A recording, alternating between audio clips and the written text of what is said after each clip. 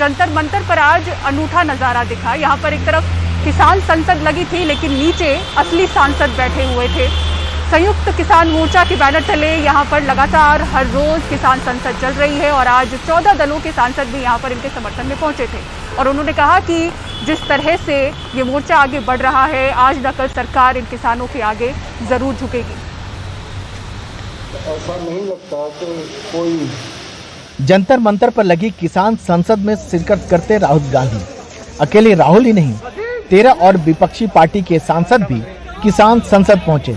सब किसानों के साथ हैं और कृषि कानूनों के विरोध में। सब विपक्ष की पार्टीज ने मिलकर यहाँ जो किसान की समस्या है और जो ये काले कानून है, उनको हटाने के लिए अपना पूरा यहाँ सपोर्ट दिया। पार्लियामेंट में आप जानते हैं क्या हो रहा है। पार्लियामेंट में हम पेगासस की बात करना चाहते हैं, वहाँ पे वो पेगासस की बात नहीं होने दे रहे हैं। नरेंद्र मोदी जी हर हिंदुस्तानी के फोन के अंदर घुस गए हैं और यहाँ पे हम किसानों को, हिंदुस्तान के सब किसानों को अपना पूरा का पूरा समर्थन देने आए। किसानों की संसद के बाहर किसानों की संसद, कार्यवाही ठीक वैसी ही जैसे संसद में होती है। आने वाले समय में जो भी लोगों के नुमाइंदे लोगों की अनदेखी करेंगे, लोग उनको बर्दाश्त नहीं करेंगे। यही नहीं, बहस भी चलती रही। स्पीकर भी है और डिप्टी स्पीकर भी, दर्शक दीर्घा भी है। यहाँ जनप्रतिनिधि दर्शक दीर्घा में बैठे रहे। किसान अपनी बात रख रहे थे। चर्चा अविश्वास प्रस्ताव पर रही और जनप्रतिनिधि किसानों को सुनते रहे। इस आंदोलन ने सदन के अंदर और सदन के बाहर एक तूफान मचा रखा है और जो 7 साल में मोदी सरकार ने जितने भी जन विरोधी कार्य किए हैं, जितने भी किसान मजदूर विरोधी कार्य किए हैं, उसका समय लेने का आज वक्त आ चुका है। और आज हमने अपनी सदन में, जो किसान सदन है, उसमें अविश्वास प्रस्ताव जो लेकर आए हैं उस पर डिस्कशन चल रही है और आज मोदी सरकार को यहाँ से गिराएंगे। पहली बार ऐसा हुआ है कि संसद जो है दर्शक गैलरी में बैठे हुए हैं और किसान संसद जिसको नाम दिया गया, किसान लोग अपनी बात सुन रहे हैं। क्या ये बहुत महत्वपूर्ण बात है कि हम लोग सुनने के लिए तैयार है। ये डिफरेंस है हमारा मोदी और आरएसएस का। हम लोग सुनने के लिए तैयार है दूसरों का। हमारा ऊपर भी क्रिटिसाइज किए थे, कोई बात नहीं है, बट सुनने के लिए तो लोकतंत्र में सुनना बहुत इंपॉर्टेंट है। ये मन की बात नहीं चलेगा, लोगों का बात भी सुनना पड़ेगा। हमदर्दी नहीं है, बेरहम सरकार है। मानसून सत्र के समानांतर किसान भी रोज जंतर मंतर पर अपनी संसद लगा रहे हैं। किसान विरोधी, जन विरोधी, देश विरोधी, राष्ट्र विरोधी, हर वर्ग के विरोध की सरकार है। ये लोगों को लड़ा के यहाँ फिरकू दंगे करवाना चाहती है। हमारा ये संघर्ष लगातार चल रहा है, हम अपने मुद्दों के ऊपर खड़े हैं। अभी सरकार हट्टी है, जिद्दी है, डिक्टेटर है, फासिस्ट है, उसको क्या बोले। अध्यक्ष महोदय, इस सत्र के दौरान संसद के बाहर हो या भीतर, विपक्षी दल किसानों की मांग पुरजोर तरीके से उठा रहे हैं। यही नहीं, इस मुद्दे पर स्थगन प्रस्ताव भी दे रहे हैं। ये सब पार्ट टाइम पॉलिटिक्स करने वाले लोग हैं। संसद में जहां बोलना चाहिए, जहां पर उनके पास मुद्दे नहीं है, वहां पर वो चलने नहीं दे रहे हैं। और सड़क पर तमाशा करने से देश की जनता जानती है और मुझे लगता है कि पॉलिटिक्स से इनको पार्ट टाइम के लिए बाहर और भेजने वाली है। बहुत ही बड़ी विपक्षी दलों की कोशिश सरकार पर दबाव बनाने की है, पर अब तक सरकार झुकती नहीं नजर आ रही। जंतर मंतर की ये संसद देख रहे सांसदों की जिम्मेदारी और भी बढ़ जाती है। यह महज भला सा एक दिखने वाला लोकतांत्रिक दृश्य न रहे, बल्कि एक लोकतांत्रिक लड़ाई में भी बदले। यह इस साझा विपक्ष की जिम्मेदारी है। दिल्ली के जंतर मंतर से कैमरामैन शशिकांत झा के साथ Rajiv Ranjan, NDTV India.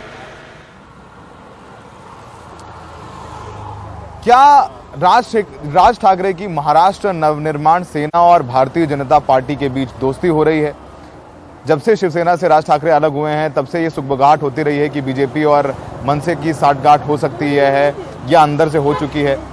BJP Maharashtra के अध्यक्ष चंद्रकांत पाटिल आज राज ठाकरे से मिले हैं, लेकिन अक्सर हमने देखा है कि जब आगे बात बढ़ती है तो राज ठाकरे की पार्टी का जो रुख है उत्तर भारतीयों के प्रति, वो आड़े आ जाता है। देखिए ये पूरी रिपोर्ट। बीजेपी अध्यक्ष चंद्रकांत पाटिल और एमएनएस प्रमुख राज ठाकरे के बीच ये मुलाकात कुछ कहती है। राज ठाकरे के घर पर 50 मिनट हुई मुलाकात के बाद खुद चंद्रकांत पाटिल ने इसे सदिच्छा भेंट का नाम दिया, लेकिन ये भी कहा कि राज ठाकरे को उत्तर भारतीयों के प्रति अपने व्यवहार को सुधारने की जरूरत है। उनके मन में अन्य प्रांतियों के बारे में कोई कटुता नहीं है, लेकिन महाराष्ट्र के व्यक्ति को न्याय मिलना चाहिए। इसके लिए जो वो आंदोलन करते हैं उससे रिफ्लेक्ट होता है कि उनका अन्य प्रांतियों के बारे में कटुता है। वो कटुता उनके मन में नहीं है, तो कटुता नहीं है, व्यवहार में प्रकट होना पड़ेगा। राज ठाकरे खुद तो कुछ नहीं बोले, लेकिन मुलाकात के दौरान वहां मौजूद एमएनएस के वरिष्ठ नेता बाला नांदगांवकर ने कहा कि ये तो शुरुआत है। कोई भी चीज शुरुआत होती है, एक आरंभ हो चुका है। अभी नजदीकी कुछ दिनों में उसका रिजल्ट आ भी जाएगा निर्णय।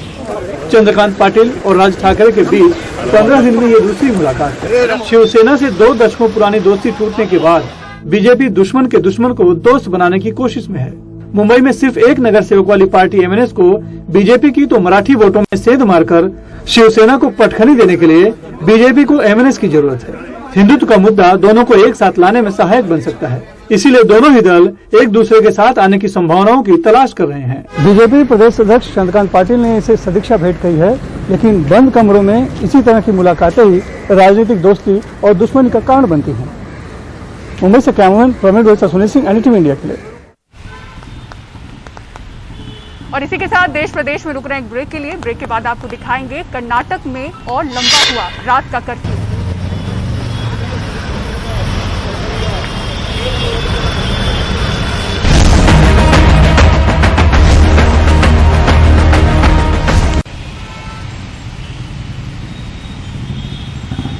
ब्रेक के बाद देश प्रदेश में एक बार फिर से आपका स्वागत है। अब बात करते हैं बेंगलुरु की। बेंगलुरु सहित पूरे कर्नाटक में अब जो रात का कर्फ्यू है वो 10 बजे की जगह रात 9 बजे से ही शुरू हो जाएगा, जो सुबह 5 बजे तक चलने वाला है। इसी बीच जो लोग लक्षण के बावजूद जांच करवाने से मना करते हैं उनके खिलाफ महामारी कानून के तहत कार्रवाई की जाएगी। बीजेपी मुख्यालय के बाहर कोरोना प्रोटोकॉल को तार-तार करता मुख्यमंत्री बसवराज बोमई और पूर्व मुख्यमंत्री येडुरप्पा का कार्यक्रम। 1 मीटर की दूरी तो छोड़िए, 1 फुट की दूरी भी मुश्किल से थी। ये अनदेखी तब है जब सरकार कोरोना पर काबू पाने के लिए सख्ती की बात कर रही है। और गुरुवार को कोरोना की रोकथाम के लिए बुलाई गई बैठक के बाद मुख्यमंत्री बसवराज बोमई के तेवर बदले दिखे। Night curfew will be preponed by 1 hour. अब पूरे राज्य में रात 10 बजे से सुबह 5 बजे की जगह रात 9 बजे से सुबह 5 बजे तक कर्फ्यू रहेगा और कुछ इलाकों में नाइट कर्फ्यू भी रहेगा।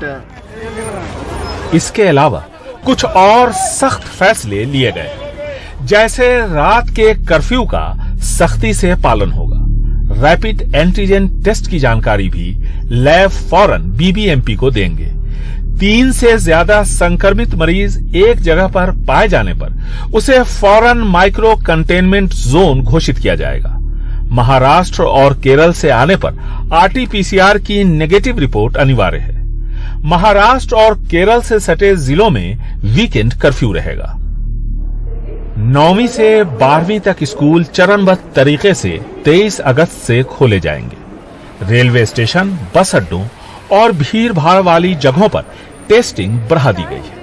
Chief commissioner BBMP has issued an order. BBMP commissioner ने लिखित आदेश पास किया है कि महिला और पुरुष दोनों की फिजिकल ट्रियाज किया जाएगा, यानी उनकी जांच की जाएगी और जो विरोध करेंगे उनके खिलाफ पेंडेमिक एक्ट के तहत कार्रवाई होगी, क्योंकि उनसे संक्रमण दूसरों को फैल सकता है। दूसरे वेव में जिस तरह की अफरा तफरी यहाँ मची, ऐसे हालात दोबारा पैदा न हो, ये सुनिश्चित करने की सरकार अपनी तरफ से कोशिश कर रही है। ऐसे में ये हमारी और आपकी जिम्मेदारी है कि हम कोविड प्रोटोकॉल का पालन करें। बेंगलुरु से निहाल खिदवई, एनडीटीवी इंडिया।